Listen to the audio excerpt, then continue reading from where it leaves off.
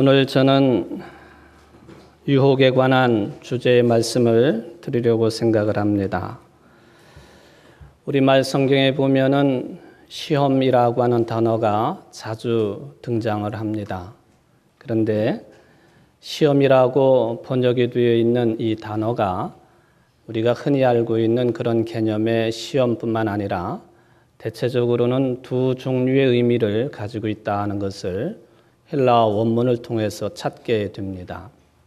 시험은 시험이지만은 하나님께서 사랑하는 자녀들에게 정금같이 굳센 믿음을 가질 수 있도록 주시는 시험이 있는데 그것은 시련이라 그렇게 불리기도 합니다. 또 하나의 시험이 있는데 그것은 유혹이라고 하는 개념이 되겠습니다.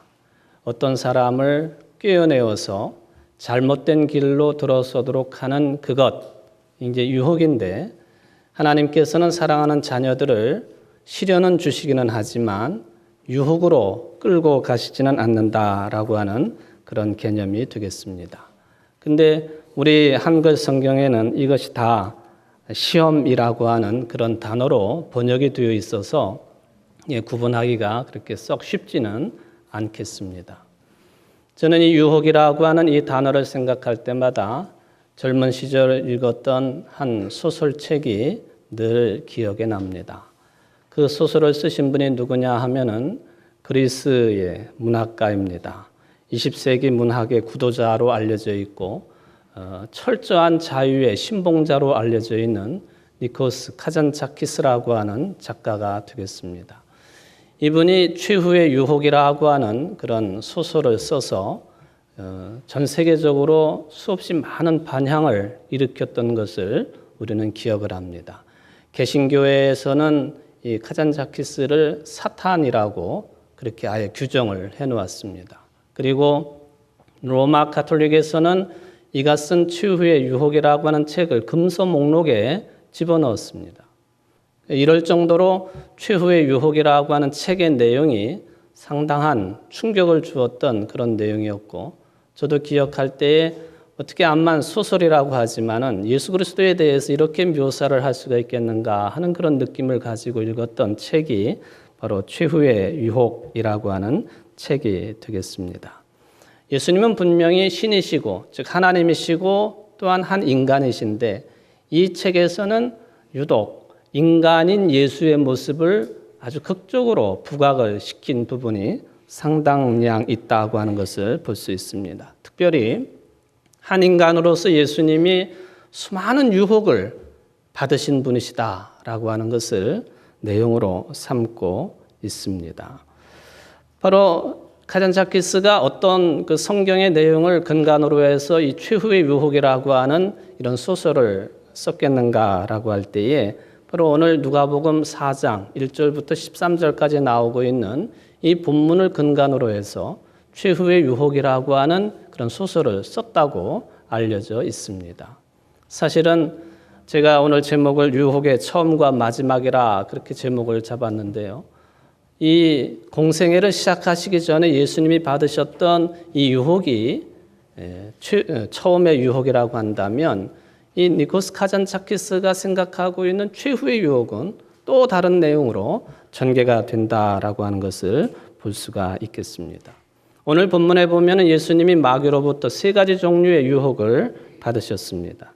하나는 그저 해석을 하면 물질과 또 황금의 유혹을 받으셨고, 또 하나는 권력에 대한 유혹을 받으셨고, 또 하나는 명예와 쾌락에 관한 그런 유혹도 이제 받으신 것으로 되어 있습니다. 그러나 예수님께서는 이 모든 유혹을 다 물리치시고 많은 사람들 앞에 나타나셔서 회개하라, 천국이 가까이 왔다라는 복음의 말씀을 선포를 하기 시작을 했습니다. 그런데 여러분들이 오늘 본문을 읽으시면서 이제 느끼셨겠습니다만은 이 마귀의 예수님을 향한 유혹이 오늘 이 본문으로 끝난 게 아니라고 하는 것입니다.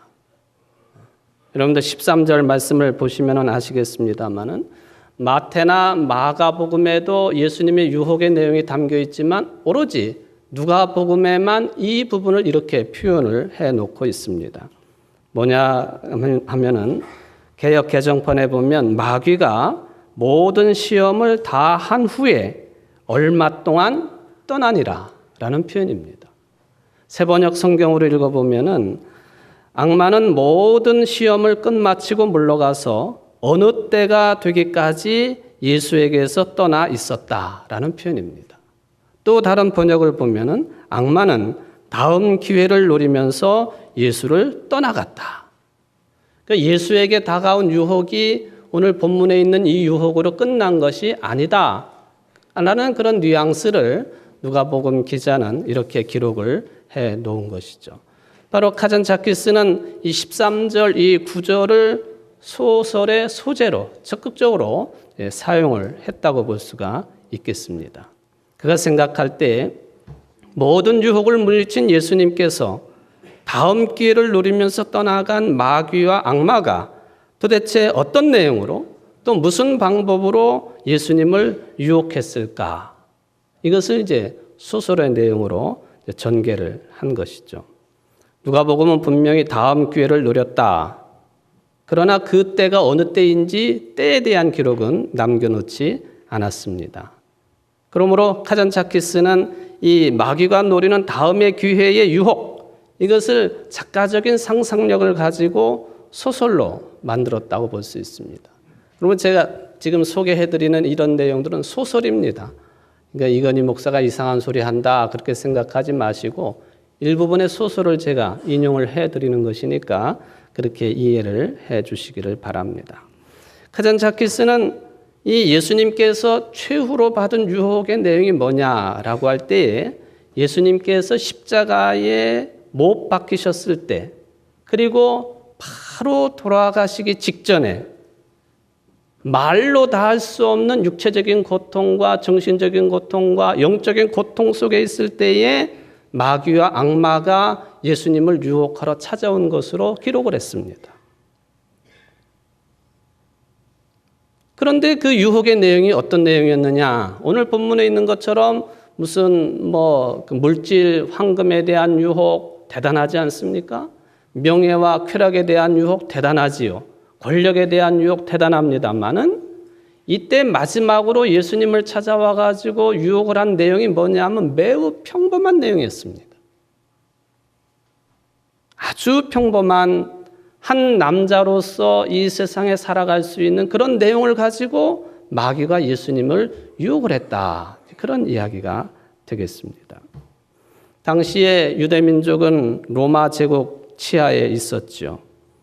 그리고는 유대민족은 신앙 가운데에서 메시아가 나타나기를 간절하게 소망을 했습니다. 로마를 몰아내고 옛날의 영광을 되찾을 희망을 강하게 가지고 있었습니다. 그때에 작은 마을 나사렛에 예수라는 사람이 살고 있었는데 이 예수는 아버지가 목수의 일을 했지 않습니까? 그러니까 대를 이어서 예수도 목수에 관한 일을 하게 되었는데 이 예수가 만든 그 작품이 뭐냐 하면은 바로 십자가를 만드는 일이었습니다. 십자가가 도대체 무엇입니까? 예수님도 십자가를 지셨는데 특별히 로마에 적극적으로 항거한 사람들, 정권에 대해서 항거한 사람들을 이 십자가에 매달아 죽이는 아주 극형에 해당되는 처형 방법이 이 십자가형이지요. 그런데 이 소설에서는 예수님이 그 십자가를 만드는 목수로 그렇게 등장을 했습니다. 그러니 소설 가운데서 유대 민족들이 생각할 때 예수님은 민족의 반역자였습니다. 저럴 수가 없다 이거죠. 어떻게 동족을 죽이는 도구인 십자가를 만드는 일을 그가 할 수 있느냐.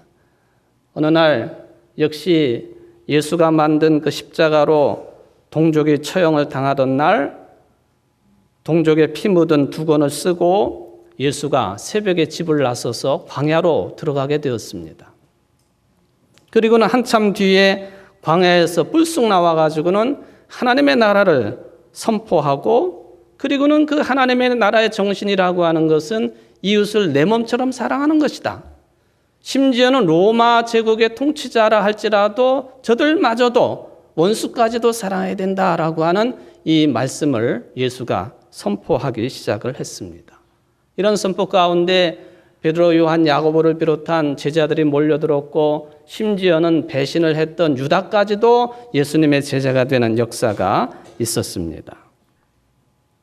그런 상황 속에서 종교 지도자들이 얼마나 예수를 미워했는지, 그렇지 않아도 십자가를 만들어가지고 동족을 죽이는 일에 협조를 했던 예수가 이제는 나타나가지고 사람들을 이끌고 다니고 많은 사람들을 구름처럼 몰고 다니고 그리고는 로마까지도 사랑하라고 하는 그런 이야기를 하고 있으니까 유대인들의 지도자들인 종교 지도자들이 볼 때에는 이거는 죽여 마땅한 사람이었습니다.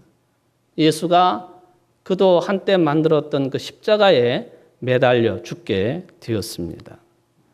십자가에 못 박히게 되었고 십자가상에서 아주 극한 고통을 당하고 죽기 직전에 예수는 최후의 유혹을 받게 되었다 하는 것이죠.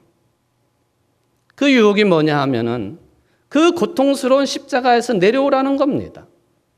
그만 내려와라. 그럼 네가 살 수 있지 않느냐. 내려와서 저 밑에 살고 있는 사람들처럼 한 남자로서 여자를 사랑하고 그리고는 가정을 이루고 결혼도 하고 자녀를 낳고 그렇게 평범하게 살아가는 것이 좋지 않겠느냐. 이 유혹이 죽기 직전에 기절 상태에 있는 예수에게 다가온 최후의 유혹이었다. 이제 그런 이야기죠. 십자가 이 고비를 넘으면 최후의 승리를 얻게 되어 있는데 바로 그 순간에 인간으로서 보편적으로 누릴 수 있는 그저 평범한 행복, 그게 황금도 아니고 권력도 아니고 명예도 아니었습니다만은 아주 평범한 내용이었지만 가정을 이루어라, 여자를 사랑해라, 자녀를 생산해라. 이게 마지막으로 예수가 받게 되는 유혹이었다 하는 그런 이야기입니다. 이미 예수님께서는 베드로에게 자신의 십자가의 길을 적극적으로 가로막고 있는 그에게 너는 하나님의 일은 생각하지 아니하고 사람의 일만 생각하는구나 하고 책망을 하셨는데 바로 이 책망의 말씀을 생각나게 하는 유혹의 내용이 바로 여기에 있었습니다. 베드로처럼 언제나 사람의 일만 생각하는 것, 이게 평범한 생활 아니냐. 무슨 십자가까지 지고 그러느냐 하는 유혹이 예수님에게 다가온 유혹이었습니다. 어쩌면 이것은 가장 인간으로서 가질 수 있는 평범한 삶의 욕구요, 가장 원초적인 욕구라고 볼 수가 있겠습니다. 바로 그런 유혹을 예수님이 돌아가시기 직전에 받았다 하는 이야기입니다. 그저 세상을 적당히 타협하며 살 것이고 또 적당하게 이기적으로도 살 수 있을 것이고 그러나 예수님은 끝끝내 이 평범하지만 가장 치명적인 유혹에 넘어가지 아니하고 십자가에서 내려오지 않으셨다.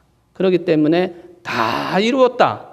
그런 최후 승리의 외침을 외칠 수 있었다 하는 것이 이 카잔차키스의 최후의 유혹. 제가 자세하게 설명은 못 드리겠습니다만은 대충의 줄거리가 되겠습니다.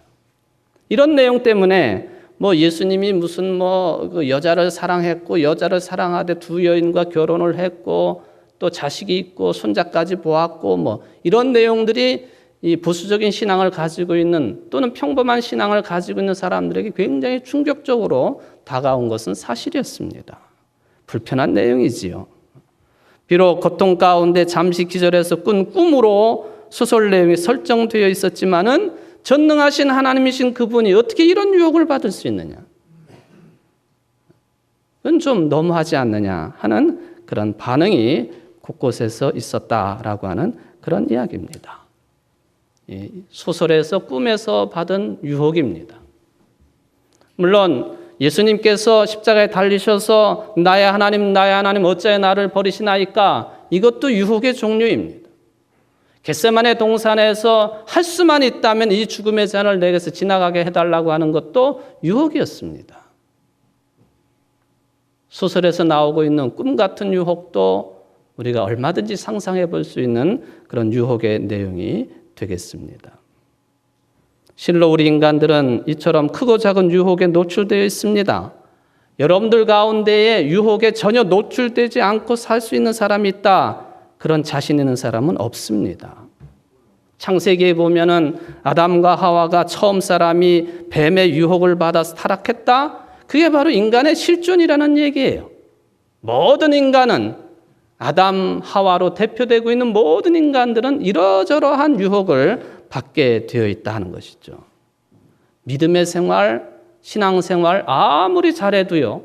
물질에 대한 유혹, 명예에 대한 유혹, 권력에 대한 유혹, 여성에 대한 유혹, 남성에 대한 유혹, 수많은 유혹을 우리는 받고 있지 않습니까? 내 목숨이 끊어져야만이 이런 유혹도 끝나게 되어 있다고 하는 것을 우리는 인정하지 않을 수 없는 것이죠. 오늘 본문에 바로 예수님이 그런 유혹 중에 아주 대표적인 세 가지 유혹을 받으셨습니다. 매력적인 유혹이지요. 초능력이 주어진다고 하는 유혹, 또 돈 문제를 해결할 수 있다고 하는 유혹, 로마 제국처럼 엄청난 권력을 가질 수 있다고 하는 유혹, 매우 매혹적인 그런 유혹이 예수님에게 주어졌습니다. 근데 예수님께서 이런 유혹 가운데에서 하신 말씀을 우리가 생각을 해보면 참으로 중요한 말씀을 해 주셨습니다. 매혹적인 유혹이었지만은 예수님은 이 모든 유혹들에 대해서 사탄이라고 칭했다라고 하는 것입니다. 또한 하나님의 말씀은 예수님의 말씀을 통하여서 이런 권력에 대한, 물질에 대한, 명예에 대한 유혹이 이것은 곧 마귀의 유혹이라고 규정한 것입니다. 물론 우리가 세상 살면서 이런 거 관련 없이 어떻게 살 수가 있겠습니까? 없는 것도 당연한 것이지만은 그러나 하나님의 말씀이 그것은 사탄의 유혹이요 마귀의 유혹으로 규정했다고 하는 것을 우리는 면밀하게 살펴볼 필요가 있다는 것입니다. 심지어는 세 번째 유혹 앞에서 예수님은 그런 유혹을 하고 있는 세력, 힘을 사탄이라고 규정을 해 놓았습니다. 고난과 십자가와 부활이라고 하는 예수님의 운명을 막으려고 했던 베드로를 향해서 예수님이 던진 말씀 똑같은 내용이죠. 사탄아, 내 뒤로 물러가라. 너는 나에게 걸림돌이로구나. 너는 하나님의 일은 생각하지 아니하고 사람의 일만 생각하는구나. 고난을 저주하고 세상의 부귀 영화만을 부추기는 것, 이것은 사탄의 유혹이라, 마귀의 유혹이라 예수님의 규정입니다. 그저 그런 능력이 있으면 없는 것보다 좋지 않겠습니까? 또 예수 믿는 목적이 무엇입니까? 그런 거 얻으려고 예수 믿는 것 아닙니까? 글쎄요, 그런 생각 가지고 교회생활, 신앙생활 하시는 분들 계시다고 한다면 오늘 말씀을 다시 받아들여야 될 것입니다. 특별히 우리 한국의 교회가 또 교인들이 철저하게 기복주의적이고 또한 세속주의적인 성향의 신앙을 가지고 있다고 하는 점을 요즘 많이 평가를 받습니다. 그게 마귀의 유혹이라는 것이죠.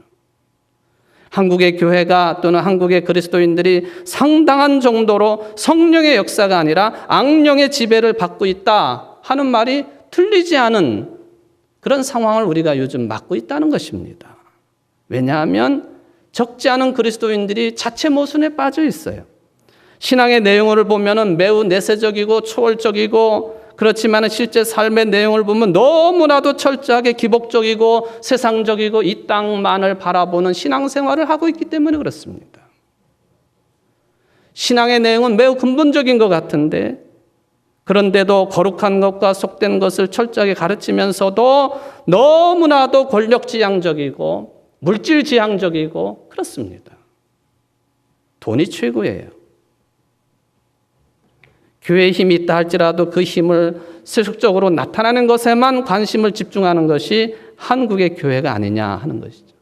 지도자인 저부터가 이런 데 빠져 있음을 회개하지 않을 수 없고 지도자들이 그러니 교인들이 보고 따르는 것은 당연한 것이다 하는 생각을 가지게 됩니다.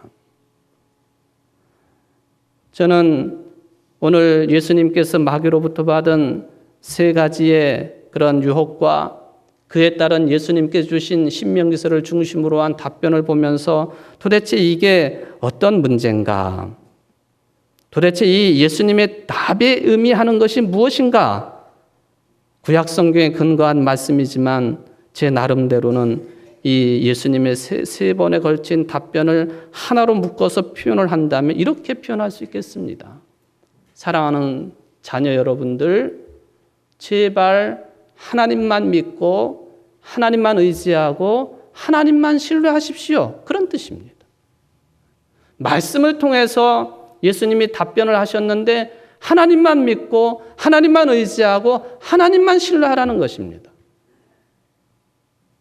마귀는 눈에 보이는 것, 또한 현상적인 것, 화려한 것, 대단한 것, 높은 것을 숭배하라고 요청을 하지만 하나님께서는 하나님만, 예수님께서는 하나님만 믿으라고 요청하십니다. 둘이 상반되지요. 도대체 예수님이 무엇 때문에 하나님만 믿고 의지하고 신뢰하라고 말씀하셨을까? 답변은 하나입니다. 바로 그 하나님께서 생명의 창조자이시고 또 생명의 주인이 되시고 생명 그 자체이기 때문에 하나님만 믿고 의지하고 신뢰하라고 요청한다는 것입니다. 바로 그 길을 하나님께서는 당신의 독생자이신 예수 그리스도를 통해서 확연하게 보여주셨어요. 예수님이 말씀하십니다. 내가 곧 길이요 진리요 생명이다. 나를 통해서만 하나님을 만날 수 있고 아버지께로 갈 수 있다. 하나님이 생명이신 것처럼 예수님도 생명 그 자체가 되십니다. 바로 이 예수 그리스도 안에 있을 때 우리는 이런 숱한 마귀의 유혹, 사단의 유혹 속에 살아갈 수밖에 없는 유혹받는 자들이지만은 전혀 새로운 생명의 길을 걸어갈 수 있는 힘과 능력과 그런 자세가 갖추어질 수 있다라고 하는 것이 오늘 주시는 말씀의 개념이라고 저는 생각을 해봅니다. 셰익스피어가 베니스의 상인이라고 하는 글에서 이런 표현을 했습니다. 사람이 양심을 의지하는 것보다 하나님께 묻는 것이 좋다. 하나님께 묻는 것이 좋다.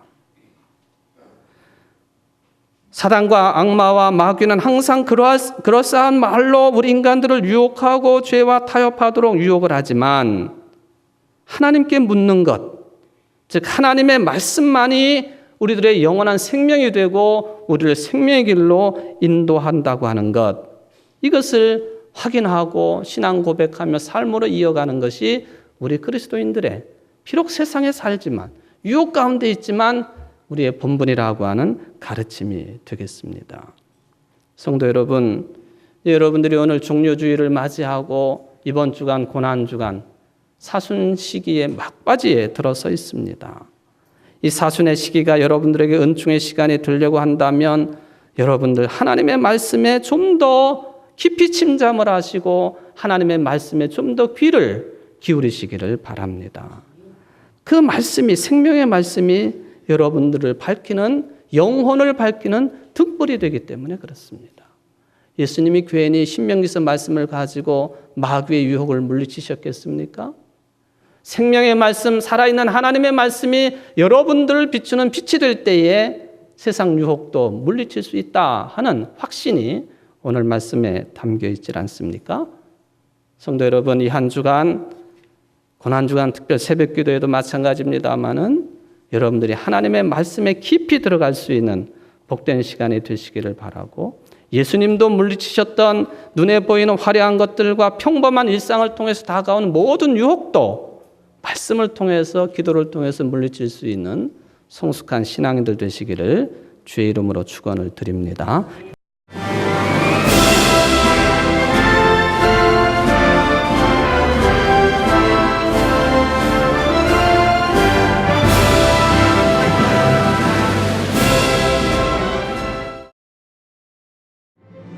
청주 CBS가 주최하는 제2회 CBS 전국 청소년 실용음악 콩쿠르가 5월 31일 서원대학교에서 열립니다. 초중 고등부와 대학 일반부가 참가하는 실용음악 콩쿠르는 보컬과 기타, 피아노, 드럼, 타악기 등 청소년들의 넘치는 재능과 끼를 겨루는 무대가 될 것입니다. 대상에는 문화체육관광부 장관상과 500만 원의 상금이 주어지며 각 부문별 최우수상은 100만 원의 상금이 주어집니다. 접수는 오는 4월 21일부터 5월 2일까지로, 자세한 사항은 콩쿠르 홈페이지나 청주 CBS 043-292-4100으로 문의하시기 바랍니다.